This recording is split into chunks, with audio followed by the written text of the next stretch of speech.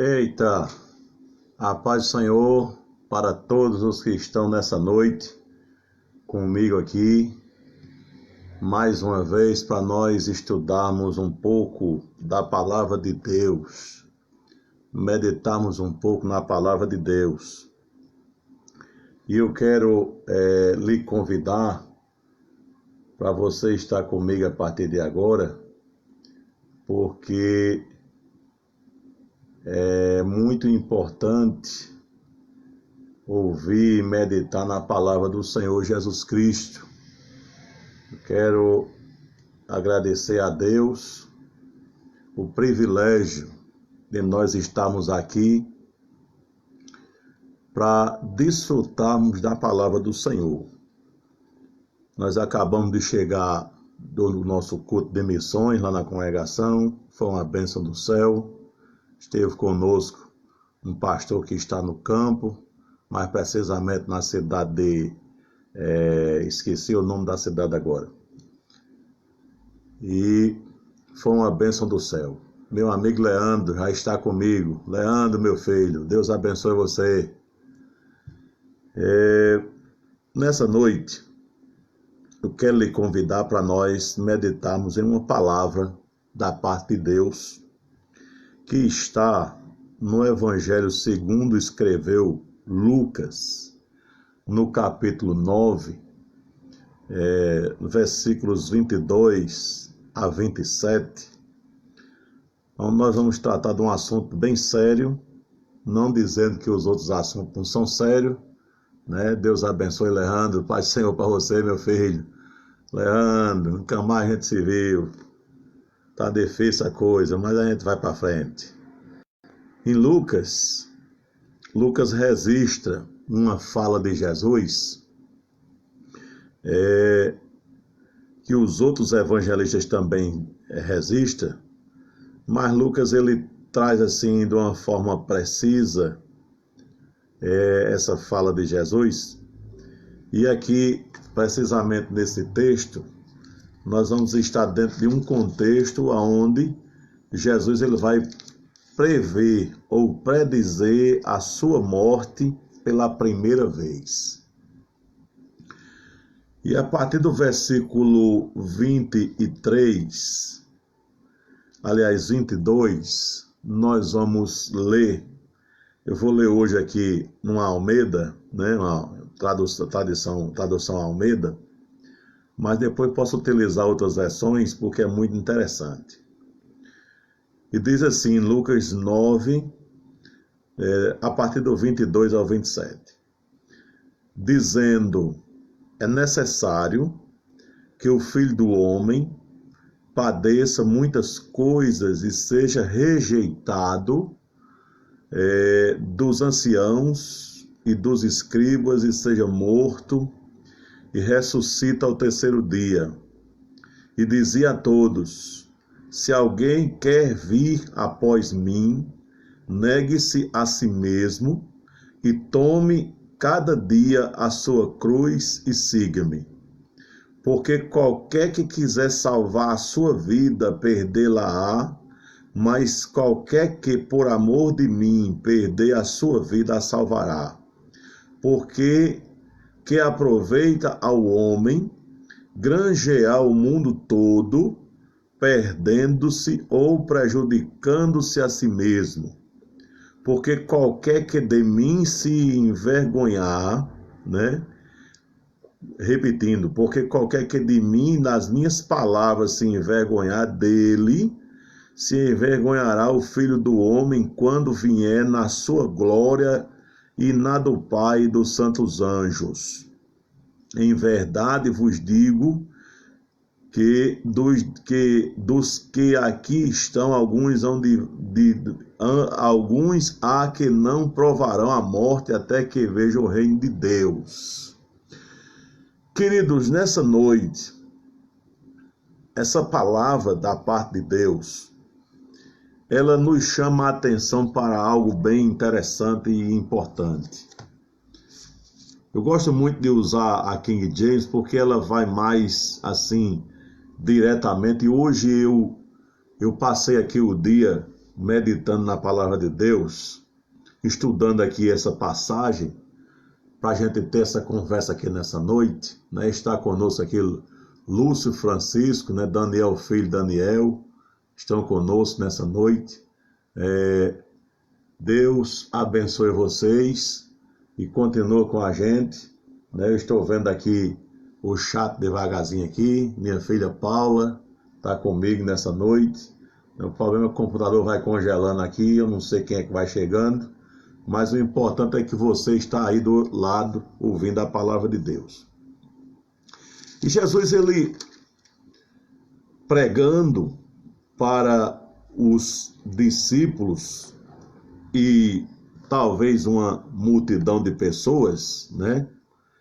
A Bíblia diz que ele proclamava às multidões, e algo que era comum nos tempos de Jesus era a questão da crucificação. Para quem não conhece, nos tempos que Jesus esteve aqui na Terra pela primeira vez, o mundo de então estava dominado pelo Império Romano. E era muito comum a crucificação das pessoas. Era muito comum porque o Império Romano, ele subjugava os seus dominados pela força física. E quem se opunha à dominação, ao governo de Roma, eles eram massacrados de uma forma terrível. E o fim das pessoas que se opõem ao governo romano era ser crucificado. Isso era uma cena que era muito grotesca, porém comum nos tempos de Jesus. E como os discípulos e a multidão desejava, queria alguém que liderasse a eles numa revolta contra o governo romano, eles viram em Jesus essa figura, essa pessoa que poderia se insurgir contra o governo de Roma e liderar este povo em uma guerra civil, uma revolução contra esse governo. Só que a obra de Cristo que ele veio realizar naquele momento não era se insurgir contra o governo de Roma. A obra de Cristo era morrer na cruz do Calvário no lugar dos pecadores. E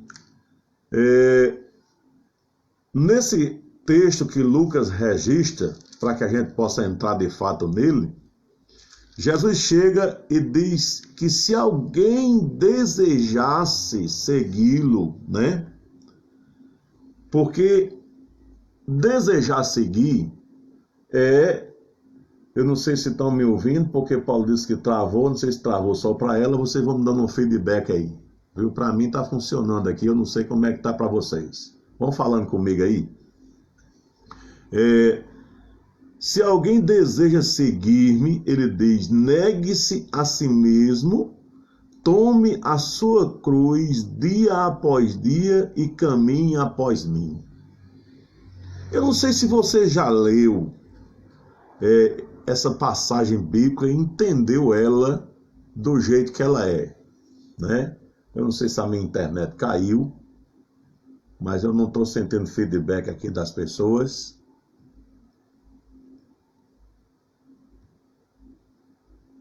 Deixa-me ver aqui.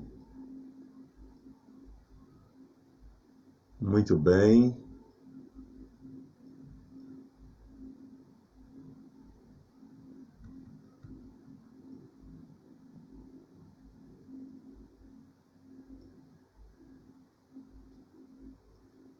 Vamos lá.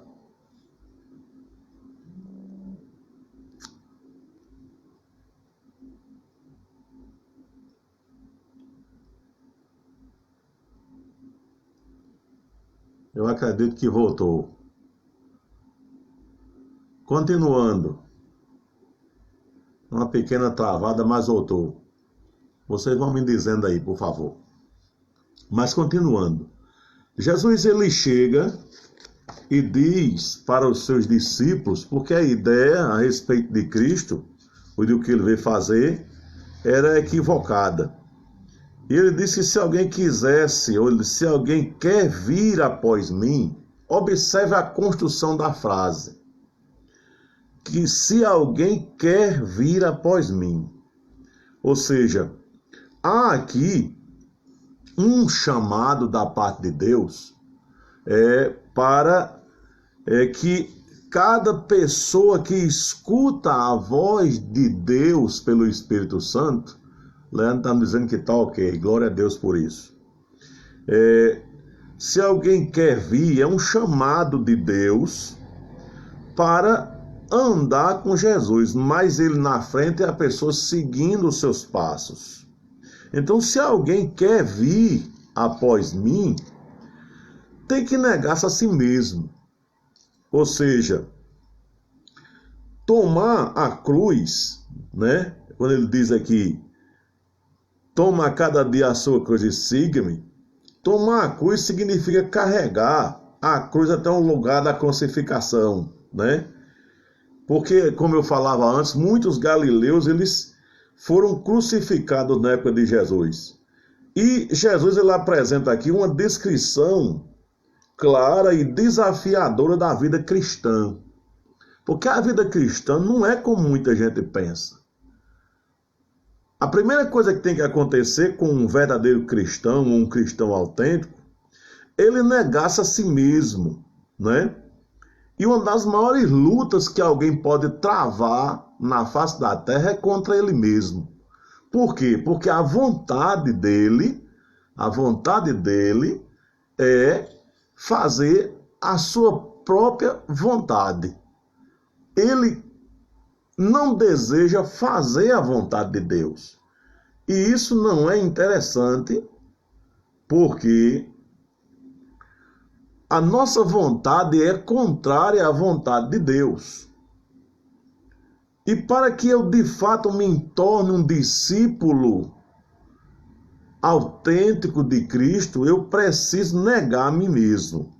Ou seja, o meu próprio eu, os meus próprios desejos precisam ser negados. E Jesus ele diz isso por quê? Porque os discípulos tinham uma ideia equivocada do que era seguir a ele. Como hoje não é diferente, né? Como hoje não é diferente.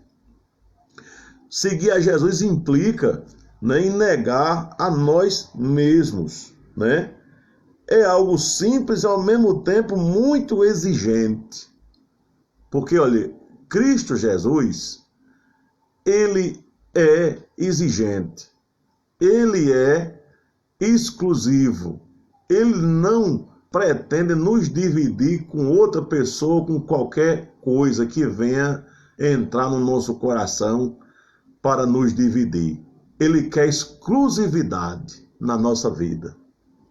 E o que eu acho interessante é que os discípulos tinham uma ideia, e a multidão também, que seguia Jesus por causa do que estava acontecendo, milagres, libertações, etc. E a ideia era que Jesus talvez liderasse o povo numa revolução, e Jesus não veio para esse tipo de coisa. Então ele vai e diz, olha, se alguém quer vir após mim, negue-se a si mesmo, tome a cada dia sua cruz e siga-me. Ou seja, ele pegou uma figura que tinha se tornado comum na visão do povo da época e trouxe para ser figura do que ia acontecer com ele, né? E o que pode acontecer com um verdadeiro cristão. Olha, irmãos, essa cruz que nós devemos carregar, ela é diária. Para que eu possa ser um verdadeiro discípulo de Jesus, é necessário que eu tome essa cruz todo dia. É necessário que eu ande depois de Jesus, porque quando eu estou andando após Cristo, isso quer dizer que eu estou procurando seguir os seus passos, né, procurando seguir os seus passos. Deus abençoe, Rodrigo, Pai do Senhor. Porque ele vai agora, na sequência do texto, dizer o seguinte, né, porque qualquer que quiser salvar a sua vida, perdê-la-á. Ou seja, quando eu luto para manter a vida terrena que eu estou vivendo, eu estou perdendo a vida que Jesus está me oferecendo. Quando eu desejo viver a vida aqui do mundo, dentro do sistema do mundo, eu estou perdendo a vida que Jesus tem para mim. Porque quando eu quero viver segundo os padrões do mundo, quando eu quero viver segundo a minha própria vontade, quando eu quero viver de acordo com os prazeres da minha carne, eu estou simplesmente dizendo com essas atitudes que eu não amo a Cristo. Porque ele diz que qualquer que por amor dele, né, perder essa vida, ele vai salvar a sua alma. Ou seja, é necessário que eu abandone, que eu abra mão, né? Por quê? Porque seguir a Jesus exige sacrifício humano. E esse sacrifício quer dizer consagração, abnegação, né? Dedicação, disciplina. Tem que ter disciplina para seguir Jesus, né? E absoluta, né, obediência voluntária à palavra de Deus. Então, ser cristão não é como muita gente pensa, né? Então, eu preciso me submeter à autoridade da palavra de Deus. Ou seja, o que Jesus ensina na sua palavra, é necessário que eu me submeta a isso. Então, para que eu me submeta à palavra de Deus, eu preciso negar a mim mesmo que o meu eu, né, a criatura caída que está dentro de mim, não deseja obedecer a Deus. Então é necessário que haja um milagre na minha vida para que eu possa obedecer a Deus. E nessa noite, você que está comigo aqui ao vivo, quem vai me ouvir depois, ver esse vídeo, você precisa entender que para ser um verdadeiro cristão, autêntico, verdadeiro, você precisa abrir mão de você mesmo, de deixar de dar exclusividade a você mesmo, para dar exclusividade a Deus. E Lucas, aqui nesse texto, ele ainda vai dar ênfase ao aspecto da continuidade disso. Ou seja, viver assim dia após dia. Não é isso que diz no versículo 23? Né? Se alguém quer vir após mim, negue-se a si mesmo e tome a cada dia a sua cruz. Ou seja, ser cristão não é ser cristão só uma vez, mas todo dia eu preciso dar continuidade do negar a mim mesmo. Todo dia eu preciso abrir mão de mim mesmo para que Cristo seja glorificado na minha vida.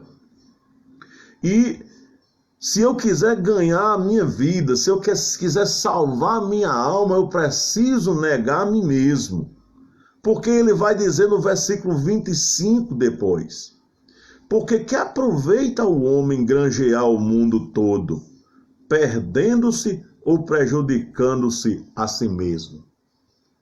É uma pergunta interessante que ele faz aqui, né? Por que aproveita o homem, ou que aproveita o homem ganhar ou granjear o mundo todo, perdendo-se ou prejudicando-se a si mesmo? A Bíblia diz que quando eu me torno amigo do mundo, eu me torno inimigo de Deus. Como é que é isso? Como é que a Bíblia afirma isso? Como é que, na prática, essas coisas acontecem? A partir do momento que eu tenho prazer nas coisas que o mundo me oferece, que esse sistema que está aí fora, regendo a vida das pessoas que não querem saber de Cristo Jesus, eu passo automaticamente a desobedecer à vontade de Deus. E quando eu desobedeço à vontade de Deus, eu estou me afastando de Deus e me tornando inimigo dele. E isso é perigoso, por quê? Porque a partir do momento que eu quero ganhar o mundo, que eu desejo os prazeres do mundo mais do que a Cristo na minha vida, eu estou dizendo a Cristo que ele não é interessante para mim. Eu até gosto dele, eu até me interesso por ele, mas o mundo é mais atrativo. Então eu prefiro o mundo. Deixa eu dizer uma coisa para você nessa noite, não prefiro o mundo não. Prefira Jesus. Queira Jesus na sua vida. Queira Jesus lhe orientando, dizendo a você como é que você deve viver, né? Porque quando eu busco o mundo, Jesus ele faz uma pergunta: de que adianta eu querer o mundo, ou eu buscar o mundo, ou granjear o mundo, perdendo-me ou prejudicando-me a mim mesmo? Porque o prejuízo vai ser grande e pessoal, né? A imagem da crucificação que acontecia na época de Jesus era muito comum e clara para os discípulos, viu? Era a maneira como o Império Romano executava traidor, criminoso e revolucionário da época. Só que Jesus, ele diz aqui, né, que assegura ao crente fiel que, ainda que ele seja necessário ele perder a vida dele, por amor a Deus, ele vai ter uma nova vida de paz e de felicidade no futuro, né? Porque as pessoas que atendem, aceitam o convite de Jesus e resolvem abandonar uma vida mundana, né? Que quer dizer morrer, quando ele diz aqui morrer para as coisas do mundo, né? Passando a se dedicar a Jesus, a obra de Cristo, né? Eles são grandes testemunhos de milagre, viver para Jesus, né? E isso é muito interessante, por quê? Porque no final, Jesus não vai se envergonhar dessas pessoas. No versículo 26, ele diz aqui, olha: porque qualquer que de mim e das minhas palavras se envergonhar, dele se envergonhará o Filho do Homem quando vier na sua glória e na do Pai e dos santos anjos, né? O que é que isso quer dizer? O significado de vergonha, né, um dos significados é o seguinte: receio de se sentir ridículo perante as pessoas. E quantas pessoas se sentem ridículas diante das outras se ela disser que é uma cristã?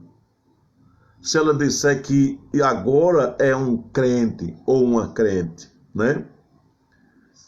Quantas pessoas não se sentem, né, humilhadas, desonradas, passam até por vexames por causa da sua fé?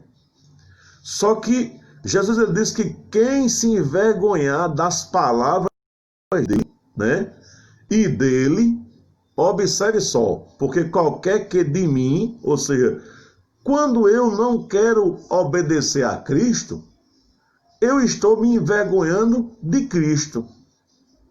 E também me envergonhando do Evangelho de Cristo, que Cristo pregou e deixou para nós pregarmos. Viu? Isso é um negócio tremendo. Então, e muito perigoso. Aí Jesus vai dizer: olha, se você se envergonhar de mim, eu vou me envergonhar de você. Usando aqui minhas palavras para traduzir o versículo 26, quando ele diz: dele se envergonhará o Filho do Homem quando vier na sua glória e na do Pai e dos santos anjos.